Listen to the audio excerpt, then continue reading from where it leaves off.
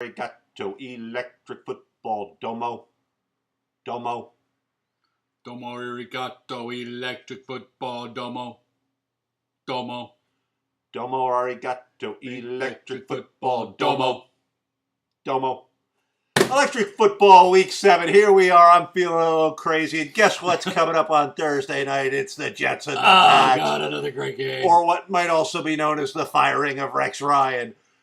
Rex appears to be sticking with Geno. I got a question for you. So I'm going to throw random questions your way today. All right. Hit Stu with questions. Oh. At their best, who would you take as the Jets quarterback to win one game with your life on the line? Geno Smith? Right. Mark Sanchez? Tim Tebow? You've got one game to win. Which of those three, at their best, do you take? At their best, Tim Tebow. Really? Yep. I would have thought Mark Sanchez, strangely enough. No, because he didn't really win when... Well, you know what? He did win a lot of games, but we didn't really get to see Tebow at his best for a long period of time. He went to the playoffs with Denver. And then they buried both of those bodies in the Meadowlands. Yeah. So we'd like to hear, a little response from you guys on that. Anyway, Jets, Pats, Rex sticking with Geno. Michael Vick didn't really help him out with the whole, I wasn't really prepared, even though this guy was struggling. Like playbook? Rex is going to make a fine defensive coordinator. That's where the Ryan ceiling seems to top out. It topped out for Buddy. At 400 pounds. Topped out for Rex. Is so far topped out for Rob. I think it would be awesome if the Jets brought Rob in to replace Rex as the head coach. I think that would be amazing. Anyway, I also think that Brady is out to prove something right now, and the Jets are reeling. I don't think there's any way they pull it together on Thursday night. Yeah. So give me the Pats. The Pats have their stick together, and the Geno Smith-led Jets wonder if they'll have the same GM and head coach next year. You got to go with the Patriots. All right. Well, first off, Falcons versus Ravens. I'll do it. Bird fight. I wrote it. Anyway, Ravens are playing great. Way better than I thought they were going to be playing. Agreed. Falcons are lying down yet again. I'm a loyalty guy. I like loyalty. I think Mike Smith, deserved a chance to right the ship. Ship's still listings hard a port. I mean, their offensive line is a mess. You're rolling a beam or whatever the hell those naval terms are. And it's time to acknowledge when somehow players get linked together and you do the sort of debate, well, who would be better if they were on the same team? I think we can clearly say Joe Flacco better than Matt Ryan, and those two are linked together in my mind. I don't know if other people feel that way.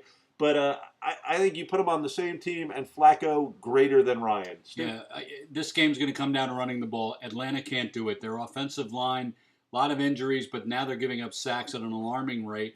The Falcons are clearly on the downside of this regime's leadership, and the Ravens are 4-2, and they keep on chugging. So I'm taking the home birds to poop on the away birds. Okay. Titans versus Washington. The Titans needed a Sammy Hill kick blocks to hold off the Jags. Mm-hmm. This does not say much for your team. Yep. But Washington... And that's all that separates these two teams is a block field goal. Because otherwise Tennessee's 1-4. There you go. Washington's lost 4 in a row. They have surprisingly even defenses. If you look at the stats, they really kind of negate each other. So it comes down to who has more offensive talent and who has home field advantage. So I'm going with Washington. Yeah, I think the Redskins are the better team overall. I think they're just waiting for RG3 to come back because the love affair with Kirk Cousins is over. He's not doing anything spectacular anymore. Teams have already caught up to what he's about. And Washington is kind of depleted. They're not running Al Morris as much as they should be. But they have the 10th. Good point. They have the 10th ranked defense in the league. And I think that clearly trumps the Titans. So I'm taking Washington Redskins. All right, random question. Is Jimbo Fisher a lying sack of crap, or am I imagining things? I don't know why. Jimbo Fisher is a lying sack of crap. He's trying to do this whole, Jameis was just signing 900 autographs because he's a nice kid thing. Not to mention the whole New York. Anyone read the New York Times thing on Florida State? No, they won't let me. They want to charge me. Just fascinating. Anyway, Seahawks, Rams. Rams were screwed late in the first half on a phantom pass interference call on the tight end, Jared Cook. And that allowed San Francisco back into that game, led to the Brandon Lloyd TD. Changed the game. Honestly, that's one of the worst. And Jared Cook's face was just like, what? On the sideline, like, whoa. And they focused on him. Oh, it was crazy. It was a great play by him, too. He breaks the tackle. He gets the first down. He sets him up perfectly. 21-yard gain negated by a phantom call. Just a horrible call. Anyway, the Seahawks got stomped by the Cowboys, much to my surprise and chagrin. As mine as well. So I got to think that this, and who's the Seahawk that went all, blah, blah, blah, blah, blah, we got to talk, he went on an, Baldwin went on a Steve Lake rant about how bad the offense has been. Anyway, I think they come out angry. I think the Rams are limited. I was impressed by Austin Davis and for 2 quarters. Yeah, but considering he's the fourth stringer, I think he was selling shoes in September. I think I'd make the Geno Smith for Austin Davis trade right now. The guy gets to retire saying, "I played Monday Night Football." Yeah, I don't, and played it pretty well, at least in the first half. But an angry Seahawks team is a dangerous Seahawks team. I don't see a way that they lose to the Rams in this one. They've got to get the beast unleashed, man. They are not running the ball successfully, and Russell Wilson will kill you if they can run the ball, and they're not doing that. And the Cowboys, God knows how they did it.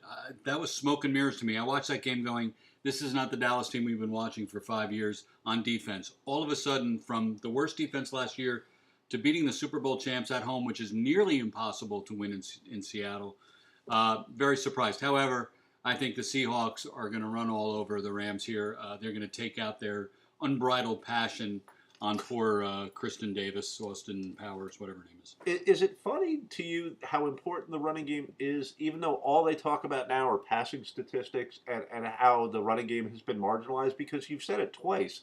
They need to get this guy going. They need to get Marshawn Lynch going. And it's true. Well, if you're one-dimensional, it kills you. You don't have to run for 200 yards, but you have to be at least dangerous enough that where they got to keep guys in the box. Otherwise, they're not going to. They're going to hold everybody back and stop your passing game. The threat of the run. That's all it is. Stu doesn't want to go back to 1970s fullback up the middle. Oh, I do. Larry Zonker for 10, Larry Zonker for 9, Larry Zonker for 8, Larry Zonker for 10. Where are the John Riggins of today? Anyway, Browns, Jags.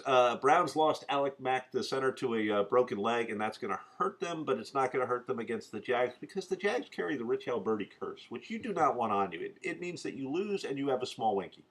So my money is on the Browns, and I don't think the Jags will go winless this year. I just think they'll go winless this week. Statistically, Jacksonville should never win a game this season.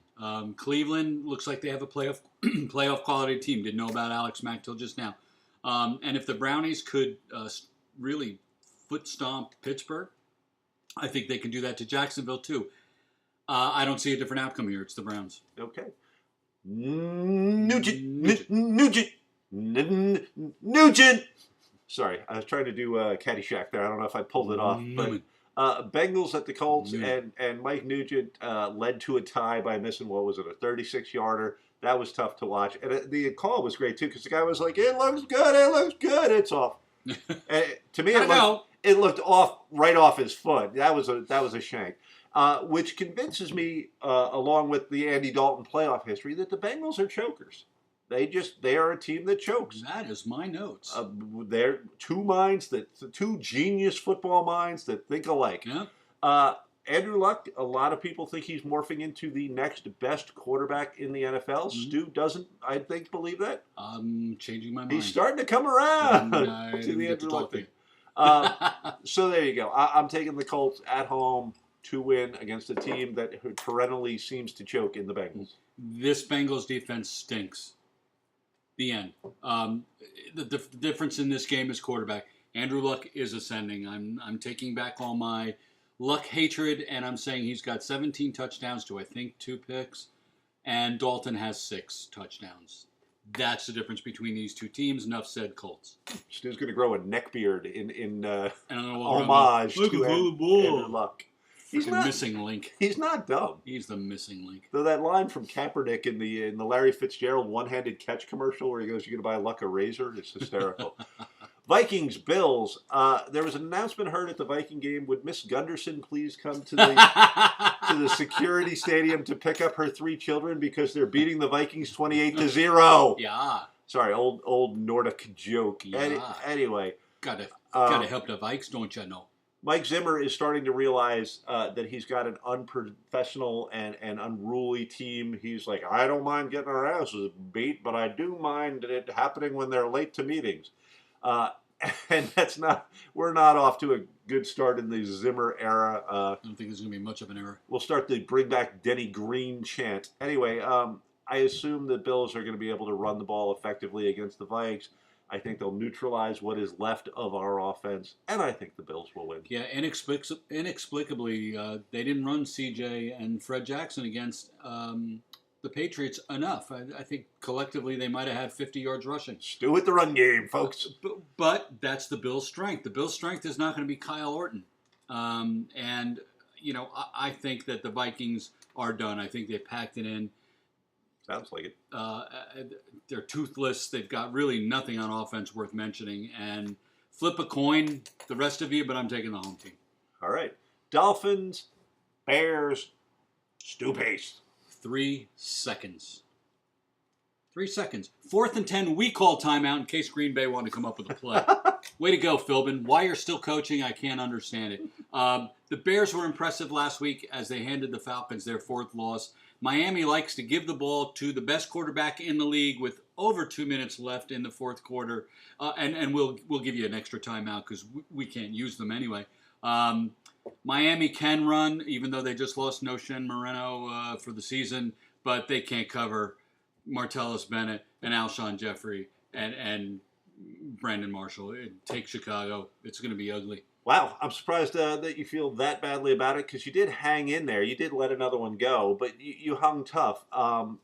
Close isn't good enough, though, and Jay Cutler is when good Jay Cutler shows up, as he did last week, he's dangerous. I expect another sighting of him. I expect Chicago to win by double digits. I would trade Cam Wake to a team that's going to win to give the guy a chance. Wow. Let's get some towels. Okay. So Steve and Stu can throw them in. There's my... We're done. Saints at Lions. Luckily, there was a dirty bar towel here at the Cosmo Club. It wasn't disgustingly wet. Saints at Lions, and much of this is going to depend on the Lions' health. What do we got? Calvin Johnson. We got Reggie Bush. Didn't play last week. It's early Tuesday, so I don't know where they stand on that. Saints are off to they're coming off the bye, but they're in one of those win one, lose one, win one, lose one patterns. And I think this is a lose one for them. Even with the well-rested team and the time to plan, I think the Lions at home are going to maul the Saints. Oh, okay. The Lions boast the number 1 D while the Saints bring the number 2 offense to bankruptcyville. So the Saints have owned the series of late, and the Lions franchise just doesn't win those big games. Just when you think they're doing really well, they don't win the big game. The Saints were off. I'm just taking them because I think offensively their guys are a little healthier than the Lions, and that's it. Neither team can run right now, so go get your fantasy wide receivers and set them. They have to have a Saint, a fleur-de-lis, or a lion on their helmet. If they're a wide receiver, play them. Random Steve question. Yes. Who is the best Lions quarterback in the modern era? Is it Matthew Stafford? Rodney Peete? I mean, what do we got? It's got to be Stafford. I mean, they haven't been to the playoffs since I'm in diapers. It's pretty impressive to see that Sammy Baugh. It's pretty impressive to see the teams that can't ever get a quarterback. Mm-hmm. And there was talk on the radio today about the Jets, and they're like, "Oh, just go get a new quarterback." Yeah, that's so easy to do. Yeah, there's no one coming out worthwhile this year. I mean, you're kind of stuck with who you got this year because there's nobody coming out that's going to take over your franchise next year and win games for you. There you go. Panthers, Packers, P-fight! Ew. Yeah, Stuart and I had one in the men's room not too long ago. Don't cross swords. These are two teams that I just cannot get a handle on. Carolina was all upset because evidently Vontez Burfict, if I'm saying that right, the Bengals... we shouldn't have to pronounce these names. I'm sorry. He was trying to take ankles home as trophies from Newton and Greg Olson. At least Greg Olson was accusing him of that. Yeah. Play like Greg Olson, not Jimmy Olson. Without the late Jordy Nelson catch that put a dagger in Stu's heart. We're talking about a Packers team that just lost to the Dolphins. Would the Packers, would they be back on their Prozac? Would they be all anxious again? Or would Aaron Rodgers be all like, relax, where everything's fine? This is a tough game. I have trouble. There are certain teams, you can go 6-7 games into a season, and you have trouble, figuring out really how good they are. I have that with these two teams. I think the Panthers are going to win this game. Wow. And I don't know what I base that on other than just a gut feeling and the belief that Cam Newton is getting healthier. If the Packers defense played like they did against Miami, which was surprisingly well, I think they can beat the Panthers. They're a 7-point favorite, which I think is a really high number considering how well the Panthers performed on the road. But it is you know me, Mr. 2 weeks on the road. I don't like teams a second week on the road. I think it's difficult. It's hard enough to go to Lambeau on your first week. It's really hard to go now that this guy's clicking again. I mean, Rodgers just scooches a little to the right, and he's got 5 more minutes to find somebody who's always open. I've got to go with the Packers here. Yeah, as a QB, you don't always have to run like a 4-3. You just have to have move. Pocket presence. Yep. KC, San Diego. I ain't getting off the Chargers bandwagon yet. Go ahead, go. Until someone beats them, they're the hottest team in the NFL right now. Phillip Rivers, who I picked up both of my fantasy league, I'm in first place because of him. He's having a career year. The running game works. The defense is playing well. I think Alex Smith and then the running game can keep it close, but I'm not getting off the Chargers bandwagon until Phillip Rivers shows signs of weakness. And right now, he ain't got that. I'm with you, except the D did give up some long plays to the Raiders. Now, that's probably more aberration than pattern. I would agree. Kansas City does have some talented and explosive players, but I don't know that Alex Smith's going to be able to beat the Chargers with the long ball or anything like that. Yeah, I think they got beat on improvised game plays. Not so much. Alex Smith doesn't improvise that much. He runs the play. I think whatever his face is, Derek Carr improvises a lot in every game because he probably only knows half the playbook and 3 of the guys' names on his team. Well, speaking of Derek Carr, let's go there. Cardinals, Raiders. Yeah. And Derek Carr is completing 61% of his passes. He's got 8 TDs and 5 picks. That it helps to have had a 4 TD week. Right. But that's on a talentless team, and that's not bad. I know. I like him. The Cardinals don't win last week if Kirk Cousins doesn't throw 3 fourth-quarter picks. I like what I see out of Carr. I liked what I saw from the first game against the Jets. The Jets were the vaunted defense, and I don't think he was intimidated. He hasn't made, in that game in particular, he didn't make great plays, but what I have seen of Derek Carr has been impressive. And I'll tell you the same thing about Blake Bortles, which I didn't mention earlier. Those are 2 rookie quarterbacks that might have some real upside if they ever get some talent around them on their teams. I agree. Maybe I'm giving them too much credit because of the lack of talent, but they don't seem overwhelmed, and they seem to be putting up some decent numbers. Very poised in their games. They're making rookie mistakes, but they're not flustered back there. Yeah, they're trying to make plays to win the game. And they're not making rookie mistakes again and again. Right. It's not like Mark Sanchez when he lost his confidence and the first play he would walk out and just throw an interception and you'd be like, oh goodness. Yeah. So I'm gonna take the Raiders at home. My upset of the week. Our Raiders. I like them too. I don't think the Cards are good enough to say that they're going to win this game outright, and I think the Raiders are playing with fire. I think they like this kid. They're playing for their coach. I'm taking the Raiders here. All right. Giants, Cowboys, and this one's going to hurt. The Cowboys are playing the best football in the NFL right now. Yep. DeMarco Murray leads the league in rushing by about 250 yards. The Giants got gashed by LaShawn McCoy, who is having a horrible season, for 149 yards. The Giants and the Jets now account for the only 2 teams to be shut out this year in the NFL. Unless I missed one this week, but I don't think so. I think they're the only 2. Could be. It hurts. It hurts to say it. DeMarco Murray and the Cowboys. Yeah, Skeletor has his team posing a threat to all comers right now. The run game is tough, although they did lose Doug Free this week, and I don't know how that affects them. I really haven't been studying Dallas enough to know that if he was the key cog or not. I don't know if there's someone else that can come in and fill admirably. I don't think he's a great lineman, but when you lose that consistency, it can cause a minor blip. I don't think they have a minor blip against the Giants here. Cruz is gone. They're trying to get Mike Williams from the Bills because Mike Williams doesn't want to play there, so Cowboys. Okay. All right, random Steve. I Oh, promised to okay. throw. I'm failing on these questions. He-Man or Conan the Barbarian? Who wins in a sword fight? I don't know who either one is. You said Skeletor. You don't know He-Man? I know who Skeletor is, but I never watched He-Man or Conan. I'll take Schwarzenegger's Conan. Thank you. Me too. Okay, I'll take Conan O'Brien for the block. Speaking of good battles, San Francisco at Denver. Tough call. San Fran got a gift last week. They've looked surprisingly beatable in multiple games.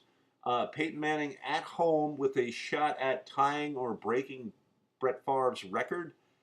I like Denver to be particularly psyched up for this one, and I like Denver to win this one. I'm taking my second upset here. I think San Francisco's defense is hurting because they've lost several guys, but it's a game that if they can copy what Seattle has done to Denver twice once in the Super Bowl and once this season, if they can copy that defensively and rattle Manning, I think this is a defense that can do that, and I think they've got a much better offense.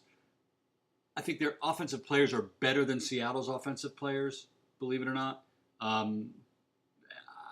This is my upset. I think they come in and they beat the Broncos here. You're relying on an awful lot on some backup linebackers if you're San Francisco, though. You got Will Hoyt and you got Dan Skuta. And, Skuta got 2 sacks, and they're the first 2 sacks he's had. I don't know that they're going to be able to match up, with the skill position and the little Wes Welkers and the Julius Thomases. Well, yeah, but it's a good game, and you can go either side on this tough. game. The Broncos running game, I don't know if this guy's for real or not. Brendan Oliver, appears to be. Appears to be, but look who they played last week. I mean, let's not bank it yet. I don't know. It's a coin toss for me. I'm taking San Francisco just for. So if you watchers want to put in your picks, we'd sure appreciate it. Just want to see the forehead lose again. We're gonna finish. I feel like the forehead. You are the forehead. Shiny. You are Manning-like. Anyway, I'm the 5 head. Texans, Steelers, and J.J. Watt is having one of the best offensive seasons of a defensive lineman ever. If you look back at our comments, Dolphin helped me out, and you have to go back to guys named like Jocko Carminian for guys that scored as much as some guy that fought in World War II that played after. J.J. Watt has more touchdowns than many of the running backs, the premier running backs in the NFL right now. It's amazing what he does when he gets his hands on the ball. And he missed a pickoff that could have been another one. So crazy. You want to talk MVPs right now? Rivers, J.J. Watt are 2 in the top of the conversation.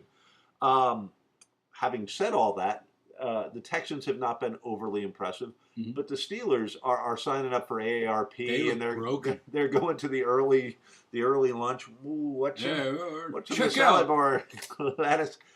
They got in the mind, Bill. They got absolutely pushed around by the Browns, and a late touchdown made that look a little better than it really was.